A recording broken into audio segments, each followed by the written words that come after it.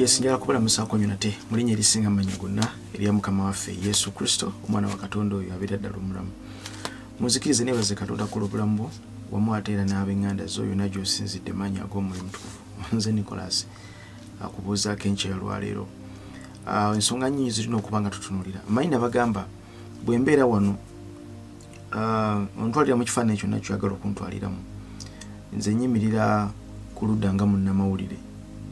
Nga munnamawulire owawane wange mu office yange wano. Nga nze. So tombuuza bingi nga nze wano niyo office yange. Nkuberera ensonga zino era ensonga ez'enjawulo ngenda nzigoberera mpola nga bwe nabasuubiza. Nasirikirira mu musango guno ogwa Naboth. Busooka mbina njala kwebaza mwe n'abanvuma ddala mwe bafuutu soldiers b'emutundwe. Mbeebaza mwebale kuvuma, mwebalire ddala mukola omulimu gwa ttendo, mwebale kulaga busungu, mwebale kulaga kiruyi, mwebale kulaga bwagazi eri musumba wammwe, mwebale kulaga bwagazi, mwebale kujjawo bwagazi bwa Kristo, mwewaayo n'okuvuma omuntu, muwemula n'okuwemula omuntu kubanga musumba wammwe. Mwebale nnyo ddala. Mukama waffe Yesu akibabalire mu linnya lya Mukama waffe Yesu. Ekyo nnono kinyongera amaanyi. Kinyongera amaanyi. Ekyo kasita okola ekyo naye nga to refutinze byenjogera. Azin tosobola kuvaayo ku defendinga byenjogera. Naye n'ovuma buvumi, ekyo nno kiba kinzizaamu amaanyi mukwano gwange. Era kiba kimpeera ddala essanyu ly'otamanyi na muwendo.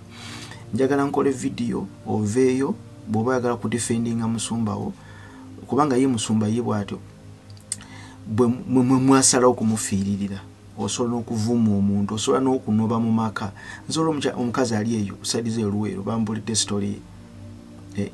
Omukazi yanoba ewa bbaawe kubanga kyaki yatoomugirwa. Yanoba mu maka kubanga omusajja yamugana ogenda mu overnight. Gwe buli kaseera ogenda mu overnight n'anoba mu maka n'alekawo n'abaana. Omusajja yafuna omukazi omulala. Omukazi ali awo kati omukazi si mufumbo. Naye ali awo ali mu kuwala na sitaani nga bwe yatta amaka ge. Era ali mu kuwala na sitaani bubi nnyo nga sitaani we yalemesa amaka ge. Oba nfuna ndowooza. So tulina abantu mu mitwe gyabwe nga bo bakyalimu endowooza eri egamba tulina bapaapa mu kkanisa. Gende mutundu awo yogera akantu ku mutundu nga muli bafumbo. Omu asabira eno n'omulala asabira eri. Omukazi yennaye abakazi baatamira obutamiizi mutundu nti ne bbaawa amaka agasuulawo. Ndi asobola n'okukuvuma mukyawagana ne mukyawagana completely and also omukwano ne gugwa kubanga tomugerwa kubanga mutundu. Mwe mutundu mwasalawo kugiyita ggulu lya ku nsi tomugerwa mwasalawo kumuyita Katonda. Era omuntu yenna waba tasabira mutundu oyo si mulokole. Era eggulu lyokka liri mutundu. That's one big sign of a cult. Ekyo nkibabuulira. Era mmwe mwenna abaleeyo mukitegeere. That's one big sign of a cult. Mukama waffe Yesu Kristo ali omu. Teri kkanisa etanenyezebwako. Teribaayo. Nzize ebbanga ddene nga nzija ngoberera omusango gwa Naboth.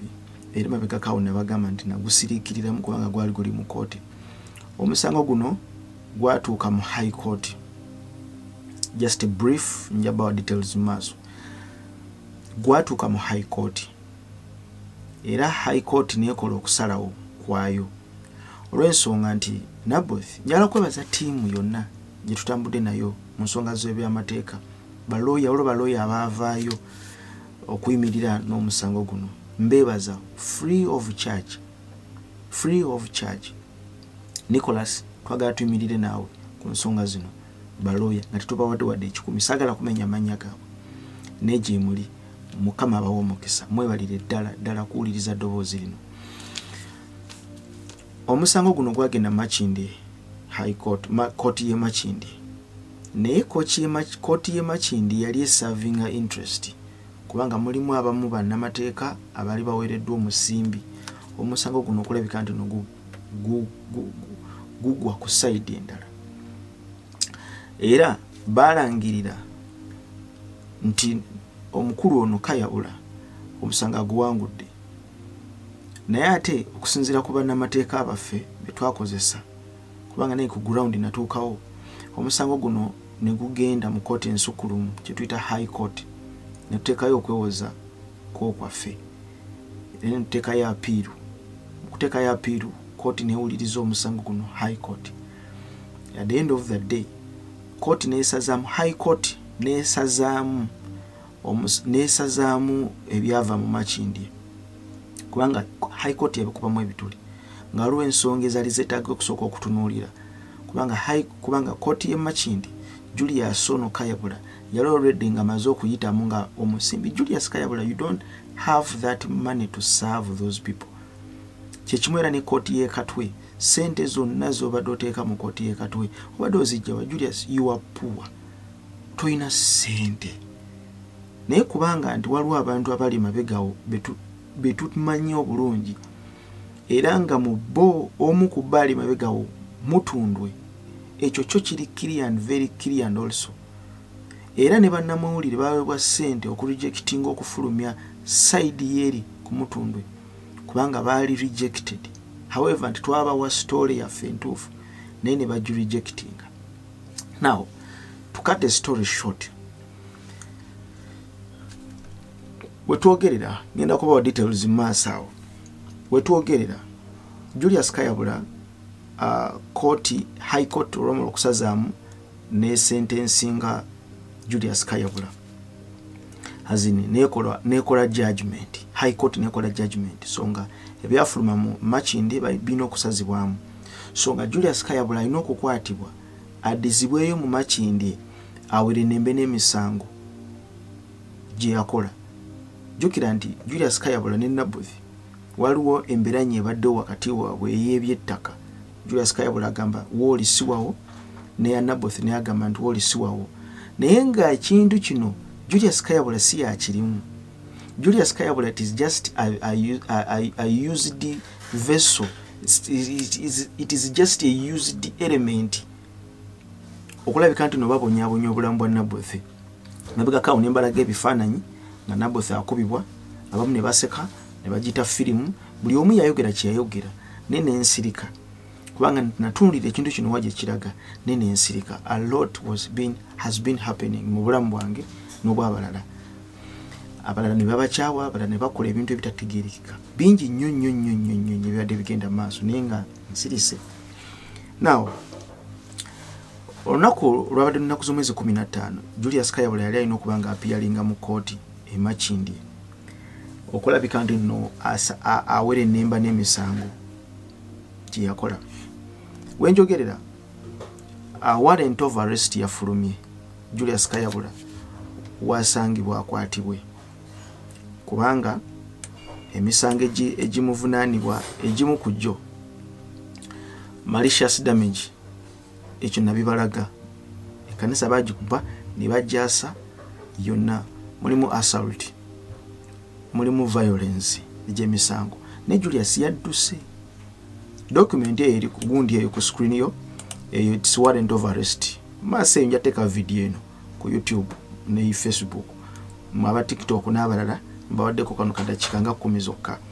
Mumanye ekigenda maaso kubanga olwabadde bandi obubi iyo seal ya magistrate e Makindye, iyo seal kweri olwabadde bandi obubi nga bandeekanira ekigenda maaso tekimanyi. Ate kati Julius Kayabula lwabadde mu kooti n'adduka ne bamuddusaamu. That's another bad idea. Tom Mugero ebintu bino abigiramuwa. Julius Kayabula wayimirira mu kooti wasimatuka ekigambo mu kamwa kabi kasasiruganga, wadde siruganga yali anywedde mwenge naye kamwa kabi kasasiruganga ekyakwogeza ekigambo maaso ga Nabuthi n'abooluganda bali batudde maaso ga kooti nti ono ayina empala naye ne Tom Mugerwa. Nabuthi ayina empala naye ne Tom Mugerwa. Tom Mugerwa yali ajjirawa mukadde ako mu kooti. Tom Mugerwa yali ajjirawa mukadde ako. Kale Tom Mugerwa naye n'asimatuka ekigambo nga baawukana ne Nabuthi empigi mu kooti nga Tom bamaze omusalira ng'omusango gumaze okumusinga Tom Mugerwa. Tom Mugerwa n'afuluma ekigambo n'agamba nti gwe nja kufa naawe paka luzira. detail by detail something has been happening. Ne Julius Kayabula ne chairman Rodini waliwo ekintu kyembadde mufumbe ekitali kirungi. Ndi open nnyo Rodini oli mukwano gwange naye nze ebyange bibeera open. Kakati Rodini ogenda kuwolereza otya right now bwe beetaaga Kayabula Julius? Are you ready now okusalendinga Julius ndi ali wano? Julius kati ali mukudduka misindi bamwetaaga. Ayina okugenda ate ne kooti nammwe abaganye okukwata abaganye okusala omusango waliwo kye tuyita Judicial Service Commission. Nammwe abalamuzi abaliyo abaganye tusobola okuteekayo omusango era netuteekayo application. Omuntu newabeera adduse ateeka okubeera summoned, newabeera adduse baba alina omusamoninga. Ago ge mateeka. So Judicial Service Commission naye ina okutunulira ekintu kino lwaki temwamusalidde newabadduse n'agenda negiba myaka emeka akomawo n'aservinga ekibonerezo. Emyaka gyalina okubeera nga ali mu kkomera kubanga High Court yamusalira ye alina okubeera sentenced to prison. Teri ayagaliza muntu kkomera naye waliwo mutuuka effujjo ne mulikola ne lisukka. Kakati ate ekizibu ndi abali mabega wammwe ababakola bino bo basirise bali ku bituuti babuulira Yesu basmailinga humble sinners bo basmailinga n'ekimu ekyekumi bakitoola. Kati mwe babakozesa data games. Mukama abankumire nkomawo.